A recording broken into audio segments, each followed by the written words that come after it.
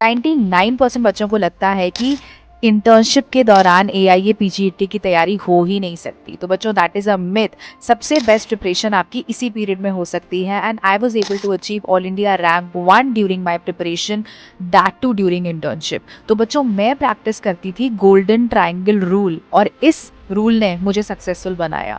तो इस golden triangle rule का मतलब क्या है? 3 कंपोनेंट्स हैं प्रिपरेशन के। पहला कंपोनेंट है संहिता, दूसरा कंपोनेंट है सब्जेक्ट, एंड तीसरा कंपोनेंट है क्वेश्चन प्रैक्टिस करना। सो पहले 3 घंटे मॉर्निंग के इंटर्नशिप जाने से पहले मैं अपने संहिता को देती थी, 2 घंटे वापस आने के बाद मैं सब्जेक्ट को देती थी, एंड इसके बाद जो टाइम बचता था 1 to 2 आवर्स का, वो मैं क्वेश्चंस प्रैक्टिस करती थी। तो डेली मेरा टारगेट रहता था कि 150 क्वेश्चंस तो मुझे हर हालत में प्रैक्टिस करने हैं, and this is something that you can also achieve. So we are going to start a very new batch for AIAPGET 2026 that is only for interns, and ये batch में हम डिस्कस करेंगे सभी strategies, डिस्कस करेंगे पूरा syllabus with visual mnemonics. Get ready to join the batch.